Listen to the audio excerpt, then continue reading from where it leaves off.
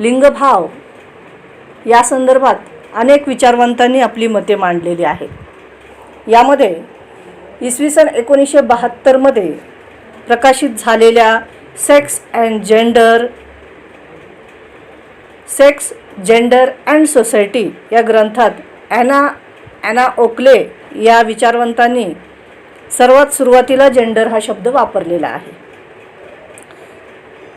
Gender म्हणजे लिंगभाव. लिंगभाव ही एक अशी संकल्पना आहे जी जैविक भेदापेक्षा काहीशी वेगळी आहे.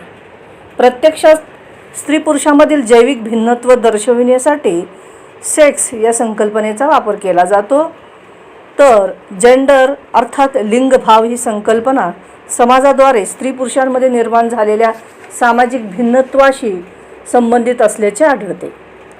जन्म घेतलेले प्रत्येक नवजात अर्भक सुरुवातीला एक जैविक प्राणी असते, पण सामाजिकरणाच्या माध्यमातून त्याच्यावर वेगवेगळे वा भिन्न भिन्न संस्कार कडून हाडामासाच्या या जीवाला किंवा स्त्री पुरुषामध्ये परावर्तित केले जाते. एका अर्थाने जेंडर ही संकल्पना स्त्रीत्व आणि पुरुषत्व यांच्या समांतर आणि सामाजिक स्वरूपावर आधारित असलेल्या असमान विभाजनाशी आहे. ॲना ओकले यांनी आपलं मत या प्रकारे व्यक्त केलेलं आहे. यानंतरच्या विचारवंत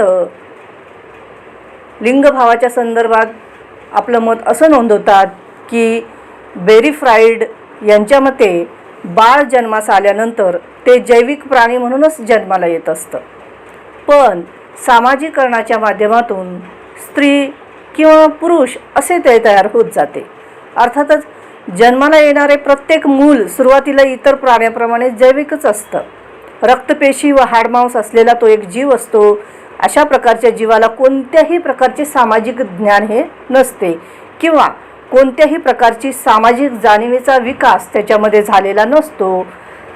परंतु डेव्हिड पॉपेनोच्या मते सामाजिकरण ही एक अशी प्रक्रिया आहे ज्याद्वारे व्यक्तीचे सामाजिक प्राण्यामध्ये रूपांतर होत असते.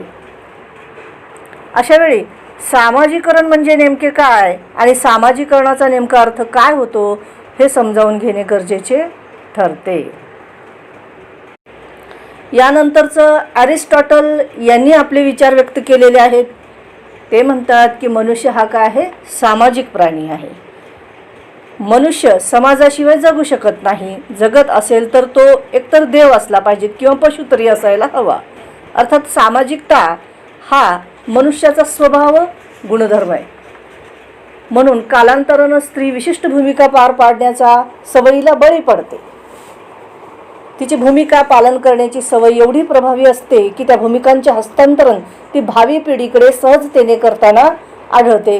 परिणामी स्त्री निर्मितीची प्रक्रिया समाजात दृढमूल होऊन तिचे सातत्य वर्षानुवर्ष टिकून राहिलेले दिसून येते. मूल्य आणि नियमाच्या आधारे जो लिंगभेद आहे तो आपण पाहूया. भारतीय समाजव्यवस्थेमध्ये स्त्री आणि पुरुषांकडून काही संस्थीकृत अपेक्षा केल्या जातात. त्या भिन्न भिन्न स्वरूपाच्या आहेत. म्हणजे विवाह संस्था, कुटुंब संस्था, धर्मसंस्था असेल, अर्थसंस्था असेल, या प्रत्येक संस्थांमध्ये स्त्री पुरुषांसाठी वेगवेगळे नियमन असलेलं दिसून येतात आणि तशा अपेक्षा ह्या स्त्री पुरुषांकडून केल्या गेलेल्या आपल्याला दिसतात. एका अर्थाने स्त्री आणि पुरुषांकडून केल्या जाणाऱ्या अपेक्षांचं स्वरूप काहीसं भिन्न आणि वेगळे असलेलं दिसून येतं. जसे की रात्री पुरुषांनी उशिरा बाहेर राहिलं तरी काहीही हरकत नसते, पण स्त्रियांनी मात्र रात्र होण्यास सुरुवात झाली की घराबाहेर पडू नये असं सांगितलं जातं. तसेच स्त्री पुरुषांनी परक्या पुरुषांशी बोलू नये, हसू नये असं मानलं जातं. तर पुरुषांनी स्त्रियांशी मैत्री केली किंवा बोललं तरी काही आक्षेप त्यावर घेतला जात नाही. यासारख्या विरोधाभासपूर्ण वर्तन व्यवहारातूनच लिंगभेदाला पुष्टी मिळत असते. त्याशिवाय इष्ट अनिष्ट, योग्य अयोग्य असे काही दंडक समाजाचे आहेत, त्यांनाच नियम म्हणतो आपण. समाज व्यवस्थेतील अशी नियमने देखील स्त्री पुरुषांमधील लिंगभेदास खतपाणी घालत असतात. जसे पुरुषांनी बहुविवाह केला तरी जातो, पण स्त्रियांनी मात्र काय आहे, पुनर्विवाहाला मान्यता नाही. कुठल्याही परिस्थितीमध्ये स्त्रियांना पुनर्विवाहाला मान्यता नाही. आता ही प्राचीन काळातली गोष्ट आहे. म्हणजे खूप दिवस चाललेले हे समाजातला नियम आहे. पण अलीकडच्या काळामध्ये मात्र आपल्याला काय दिसतो, घटनेच्या माध्यमातून आता बदल झालेले आहेत. आता अशी काही परिस्थिती राहिली नाही. आता एकविवाहाचं बंधन हे स्त्री पुरुषांना समान रीतीने झालेलं आहे. कोणी काय आहे तर एक पती किंवा पत्नी असताना पुनर्विवाह हा करू शकत नाही. यानंतरचा पुढचा मुद्दा पाहूया आपण. वेगवेगळ्या भूमिकांचं निर्धारण. या ठिकाणी स्त्री पुरुषांना वेगवेगळ्या भूमिका दिल्या जातात. आता स्त्रीचं कार्य हे क्षेत्र काय आहे तर घरकामाशी संबंधित आहे. मग त्यामध्ये प्रजोत्पादन, बालसंगोपन, पाहुणे असतील, घरातले इतर सदस्य असतील, वृद्ध असतील, ह्या सगळ्यांची सेवा करण्याचं काम हे स्त्रियांच्या वाटेला गेलेलं दिसतं. तसंच घरकाम आहे, मग धुणी आहे, भांडी आहे, स्वयंपाक आहे आणि इत्यादी घरकाम. ह्या स्त्रीच्या वाट्याला आलेलं हे जे सर्व कार्य आहे ते कसं आहे तर अनुत्पादक स्वरूपाचं आहे. म्हणजे ज्या कामाचं कुठलंही मूल्य नाही. म्हणजे असं मूल्य नसलेलं काम हे स्त्रियांच्या वाट्याला आलेलं दिसून येतं आणि म्हणून ते कसं आहे तर अनुत्पादक आहे. म्हणजे ती त्या प्रकारचं काम करते तर तिला त्याच्यातून कुठलंही मूल्य प्राप्त होत नसतं.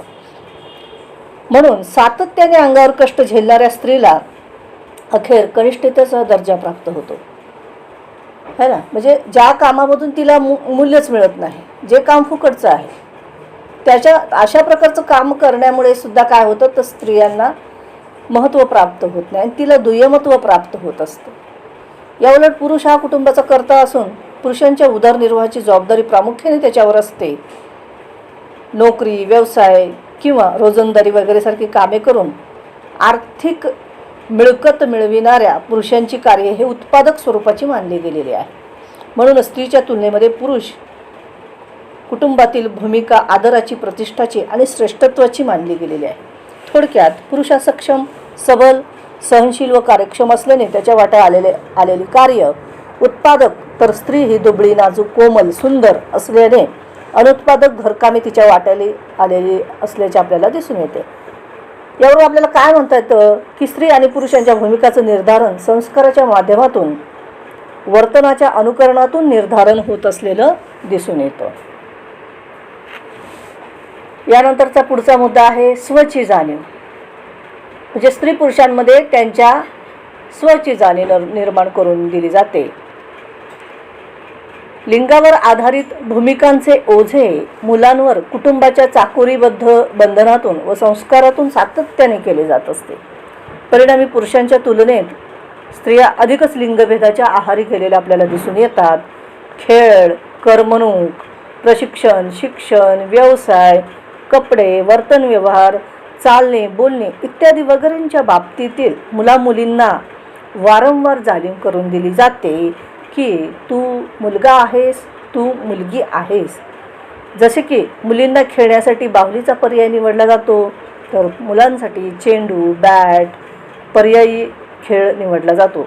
एका अर्थाने लिंगभेदावर आधारित स्वत्व निर्माण करण्याचा कुटुंब अग्रक्रम पुढाकार घेत असलेला दिसून येतो. म्हणजे स्वची जाणीव ह्या पद्धतीने करून दिली जाते. त्याचे वेगवेगळे संकेत आहेत समाजामध्ये. आता जसं मुलामुलींना त्यांच्या लिंगाची एक प्रकारची जाणीव या अवस्थेमध्ये करून दिली जाते.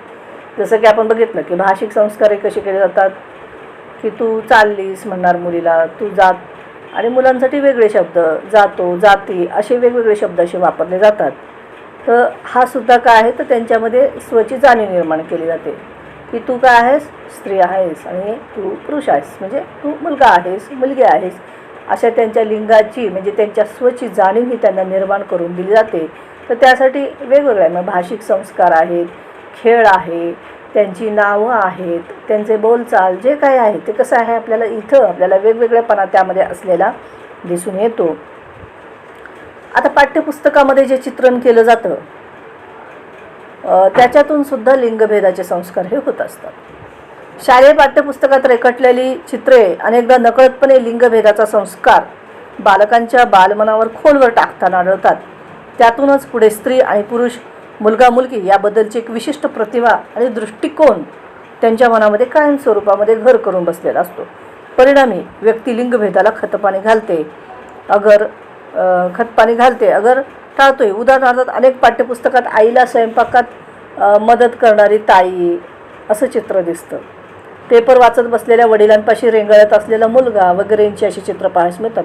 तर अनेक चित्रात कडेवर बाळ, डोक्यावर टोपली घेतलेली स्त्री आणि पुरुषांच्या हातात अवजड टिकास असे चित्र दिसते. तात्पर्य हेच की स्त्री नकळतपणे संस्कार करून जाते. ताईने नेहमीच आईला घरकामात मदत केली पाहिजे. ताईने आईसारखी भूमिका केली पाहिजेत. आईसारखं मुलीने सगळं शिकलं पाहिजे. मुलीने आईसारखा स्वयंपाक शिकला पाहिजेत. आईसारखं घर नीटनेटकं करायला शिकलं पाहिजेत.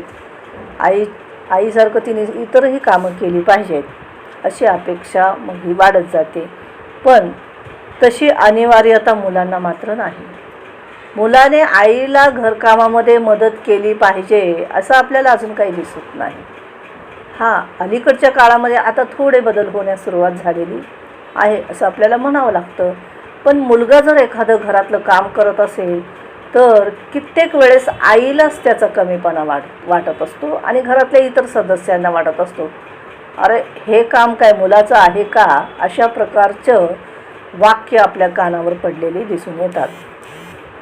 शिवाय स्त्रीने हलकी कामे करून प्रजोत्पादन करावे तर पुरुषांनी कष्टाची कामे करून कुटुंबाची जबाबदारी पेलावी असे आपल्याला समाजाची अपेक्षा असलेलं दिसून येतं.